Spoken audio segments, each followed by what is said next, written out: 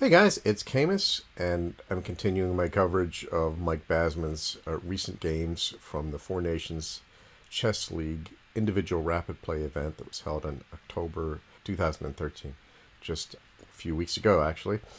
People may wonder, why am I interested in the games of a 67-year-old, more or less has-been?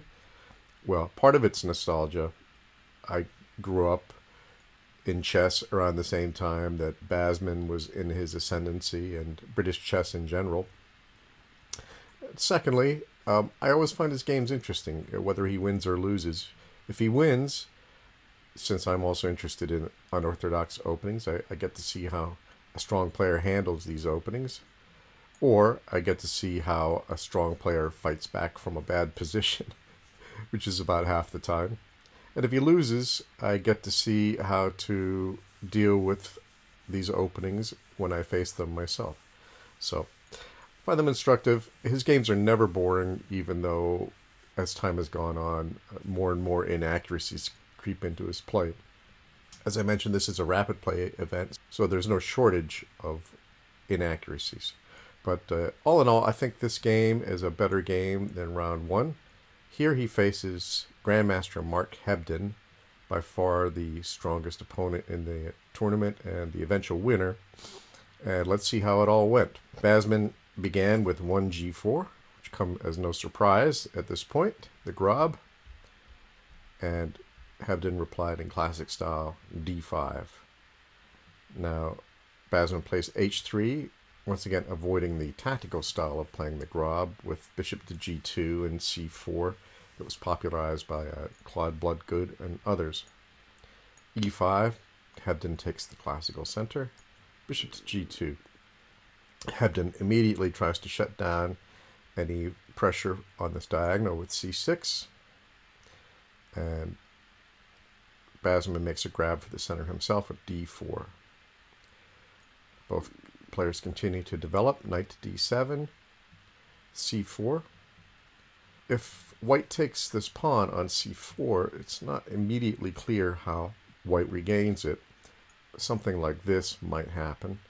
D takes c4, knight f3, h5, challenging white's suspicious pawn structure. Well, the alternative here is e4, but after knight to g5, then white will be regaining that pawn. So instead, knight to f3, h5, d takes e5, h takes g4, h takes g4.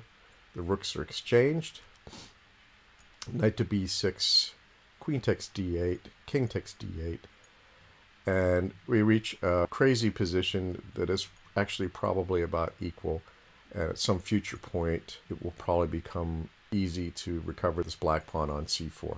None of that happened. After c4, Hebden decided to shut down this bishop's diagonal a little bit more with e4, certainly a natural move. Basman plays knight to c3 with thematic pressure against d5, and Hebden defends it with knight to b6. Basman plays c5.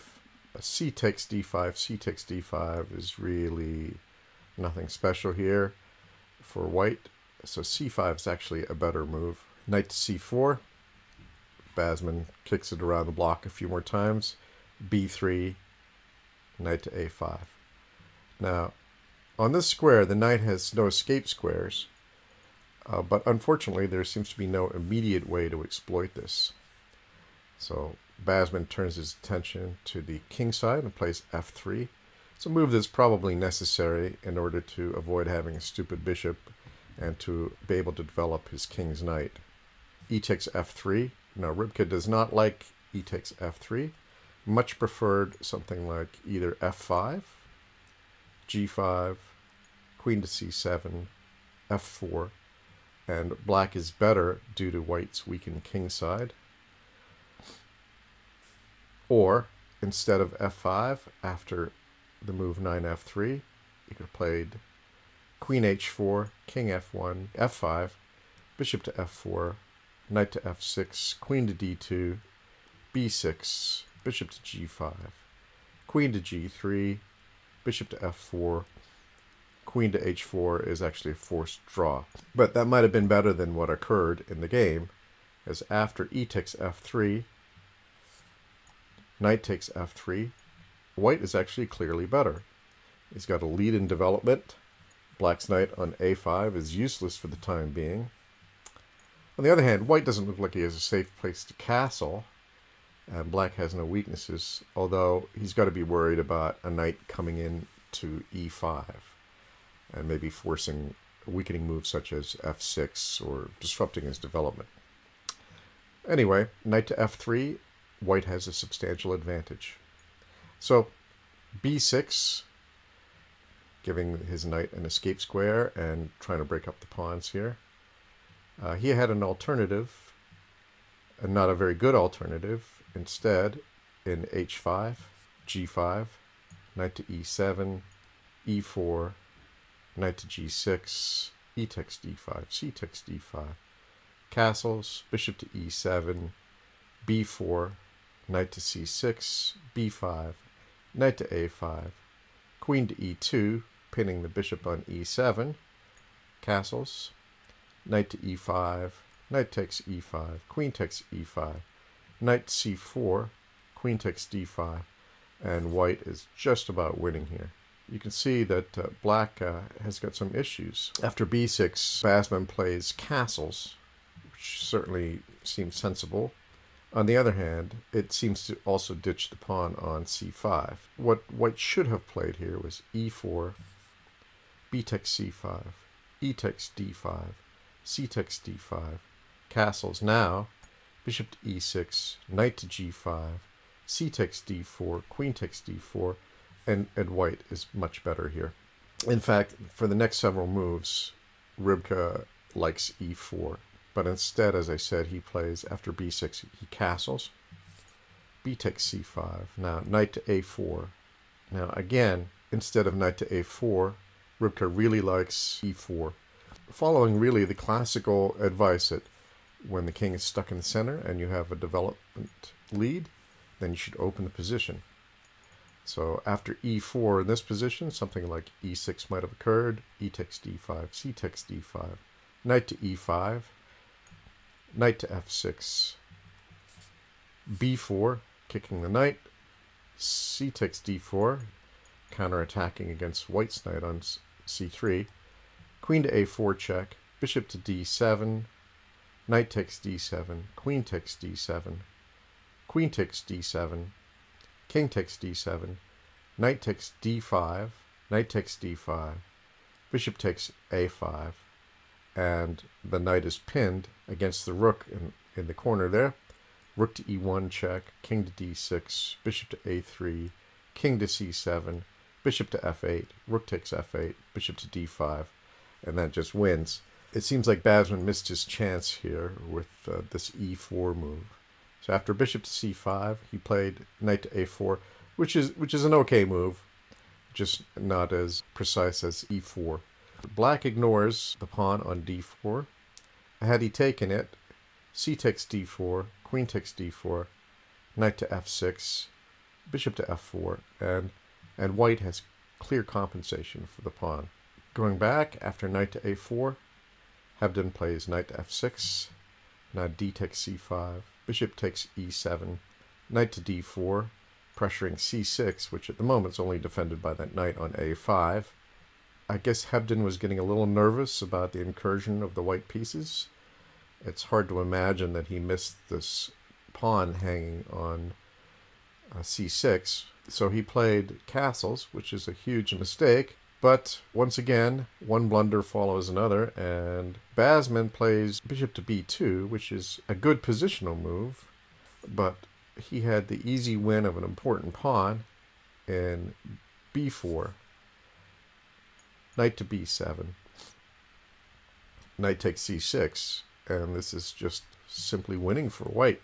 Takes a5, bishop to d2. So anyway, going back, after Hebden's castling move, which is a game-losing blunder, really, bishop to b2, Basman's reply blunder, Hebden played bishop to d7. And now white plays rook to c1, shores up the pawn on c5. Knight to e8. He might be planning f5 here against white's weakened king side. Rook to c3.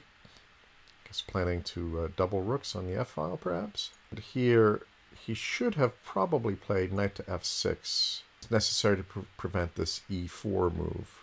But instead he played knight to c7. And once again, e4 was an excellent move, which would have handed white a clear advantage. But Basman continued with his plan, instead ignored e4 and played rook c to f3. Rook to b8, knight to f5. Now this is not a good move according to Rybka. He should have played, instead of knight to f5, he should have played queen to d3. And that maintains white's advantage. But after knight to f5, bishop takes f5, and now black is swapping a bad bishop for an active knight. Seems like a good trade. After rook takes f5, position is back to just being equal. Knight to e6. Now he plays e4, but it's not as effective with the king safely castled. D takes e4, bishop takes e4. Exchange of queens. g6, ejecting the rook. Rook to f3. And now it seems that although the move played in the game, knight to g5, looks attractive, hitting both the rook and the bishop, probably better after rook to f3 was knight takes c5, knight takes c5, bishop takes c5, king to g2, knight c4, bishop to c1, knight to e5, hitting the rook again, rook to c3, hitting the bishop, bishop to b4, rook to c2, rook f to c8, bishop to f4, rook to e8, g5. Yeah, that knight was pinned. g5, rook b to c8, h4, rook to e6, king to g3, and that's just about equal. So let's go back. After 24, rook to f3. Instead, as I said, he played knight to g5. Of course, keep in mind this is a rapid play event, so players don't have time for long calculations. Basman played rook to e3, preserving the bishop. Knight to c4, a little tricky tactic there, hitting the rook and exploiting the pin on the b-pawn. Basman decided to take this off. B takes c4, rook takes b2, temporarily giving up the exchange. Knight takes b2. Actually, here, according to Rybka, bishop takes c6 was more accurate. But instead, we get bishop to c5, and now it's white's rook that's pinned. Bishop takes c6, regains the pawn now. Bishop takes e3, king to g2, rook to b8, knight to d3, knight to e6, king to f3, knight to d4, check, king to e3, knight to c6. And we've reached a pretty level endgame. However, the game did not end levelly. White played king to e4, king to f8 was played, king to d5, and now Hebden plays a tricky tactic, and Basman unfortunately falls into it. He plays knight to b4, hitting the king and this knight on d3, and Basman falls for it. Simply a king to c5 would have held the balance, and it would have been an equal endgame and probably a draw with best play from both sides. However, in the shortness of the time available, after knight to b4 check, he played knight takes b4, and he overlooks black's reply, which is rook to d8. And now Basman has just simply lost after this. King to c6, rook takes d1, c5, f5, g takes f5, g takes f5, king to b7, rook to b1, a3, a5, c6, a takes b4, a4. He wouldn't have done any better with a takes b4, rook takes b4, king to c8. If he goes to the a file, it's cut off by the rook. So after king e7, he's actually in zugzwang. King to c7, f4, and simple win. So back to the game. A takes b4, a4, b3, c7, rook to c1, a5, and white resigned. So that was the right point to do that. Okay, another scrappy game, crazy positions, but once again, amazingly enough, white managed to get an advantage with the Grob out of the opening against the Grandmaster. I hope you enjoy this, and we'll look forward to seeing you for the next round game.